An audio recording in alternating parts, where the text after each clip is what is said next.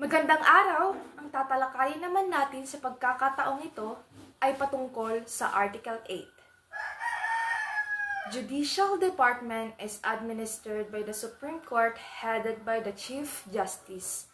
Ang Supreme Court ang pinakamataas na judicial authority ng Pilipinas, while judiciary is the watchdog of the legislative and executive department. Ang judiciary ay nagiging balangkas na nagbabantay sa mga kapangyarihan ng legislative and executive branches ng pamahalaan. Tinitiyak nito na ang mga batas na ipinasa ng legislative branch at mga aksyon na ginagawa ng executive branch ay nagiging balangkas na nagbabantay sa mga kapangyarihan ng legislative at executive branches ng pamahalaan. Susunod ay ang judicial power. Ito naman ay tumutukoy sa authority ng judiciary na mag-interpret at mag-apply ng mga batas sa pag-resolve ng mga alitan. There are three aspects of judicial power. First is adjudicatory power. Then the second one is judicial review. Then the third one is incidental power. The first one is adjudicatory power. It is the power to use law to solve an issue and to determine the abuses made. Ang kapangyarihang ito ay nagbibigay pahintulot sa mga hukuman na dinggin ng mga kaso at mag-apply ng mga kaugnay na batas at magdesisyon upang mailutas ang mga alitan. Halimbawa, sa mga pagkakataon na may alitan ukol sa execution ng isang kontrata, ang mga korte ay may kapangyarihang pakinggan ang mga argumento ng mga partido, suriin ng mga probisyon ng kontrata at mga kaugnay na batas at magbigay ng desisyon kung paano ito mai-enforce.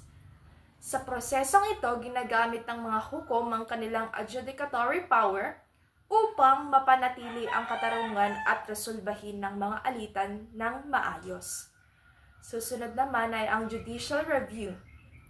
Ang kapangyarihang ito naman ay nagbibigay kakayahan sa mga hukuman, lalo na ng Supreme Court, na i-review ang constitutionality ng mga batas at aksyon ng gobyerno kung matutuklasan na ang isang batas ay hindi constitutional. Ito ay maaaring bawiin o hindi iturong na may bisa. Halimbawa, kung may isang batas na ipinasa ang lehislatura na labag sa provisions ng Philippine Constitution, maaaring ihain ito sa Korte Suprema para sa pagsusuri kung matuklasang ang batas ay lumalabag sa mga prinsipyong nakasaad. Maaari naman itong hindi ipatupad o bawiin. At ang susunod ay ang incidental power. Sa madaling salita, ang mga korte ay may authority na parusahan ang mga individual na nagbabahagi ng pagkaabala sa pagdinig ng korte na nagpapakita ng kawalang respeto. Halimbawa na lamang, kung mayroong isang taong sumigaw at nag-ingay ng pagdating ng korte, maaaring ito ay maparusahan ng contempt of court. Gayon din kung may isang walang galang o nagmamalabis na nagsasalita sa harap ng mga hukom, maaaring sila ay parusahan din. Now, let me discuss the kind of offenses, the criminal case, and the civil case. The first one is criminal case. Ang mga kaso na ito ay may kinalaman sa mga pagkakasala na nagdudulot ng pinsala sa komunidad, tulad ng mga krimen, laban sa mga individual, ari-arian o sa estado. Halimbawa ng mga nabanggit ay ang pagpatay o ang mga masakre. At ang susunod ay ang civil case. Ang mga kaso na ito ay may kaugnayan sa mga alitan sa pagitan ng mga individual at kadalasang may kinalaman sa mga obligasyon sa kontrata, property rights, o personal injuries. Halimbawa, may dalawang magkaibigan sina Alex at John.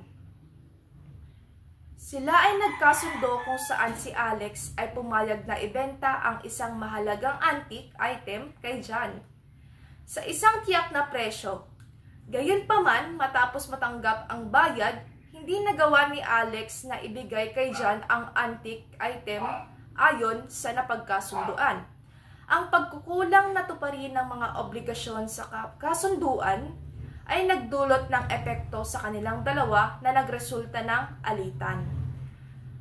Ngayon naman ay tatalakayin natin ng classification court according to origin. Ang kategoryang ito ay tumutukoy sa paraan ng pagtatatag ng hukuman. Ano-ano nga ba ang mga ito? Una ay ang Constitutional Court at ang pangalawa ay ang Statutory Court. Unahin natin ang Constitutional Court. Sa madaling salita, ang Korte Suprema ang tanging hukuman na ipinapataw ng saligang batas na itatag. Samantalang ang Statutory Court, ito ay mga hukumang babababa o mas mababang antas na itinatag sa pamamagitan ng mga batas na ipinasa ng legislative branch.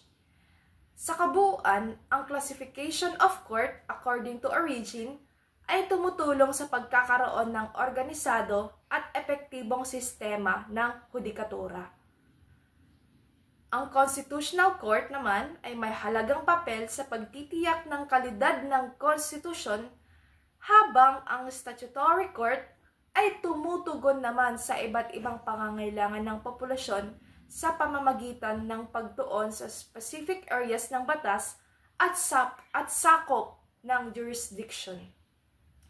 Susunod na tatalakayin naman natin na ang classification to court according to case. This classification is based on the types of cases. Each court handles the first one in the special court and the other one is regular court. Under the special court is the Court of the Tax, Sandigan Bayan, Court of Appeals, and the Sharia Court. Una ay ang special court.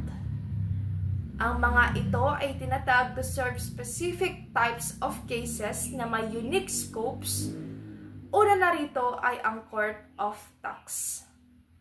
Court of Tax, ano nga ba ito? Ang pangunahing responsibilidad ng Court of Tax ay harapin at tapusin ang mga litang may kaugnayan sa mga usapin ng buwis. At ang Sandigan Bayan naman, ito naman ay espesyal na inilagay upang hawakan ng mga kaso ng korupsyon at pang-aabuso sa kapangyarihan ng mga public officials. Samantalang ang Court of Appeals naman, ito ay mga ebidensya, mga argumento, mga partido at desisyon ng mga lower court at binibigyan nito ng panibagong pagsusuri upang tiyakin na ang hustisya ay naaayon sa batas. At ang Sharia Court, ito ay nagdidinig sa personal na batas at personal na ugnayan ng mga Muslim. At ang panghuli ay ang regular court. Ang sakop nito ay mas malawak kumpara sa mga special na korte at ito ay naglilingkod sa mga pangkaraniwang uri ng mga kaso na hindi sakop ng specialized jurisdiction ng ibang mga korte.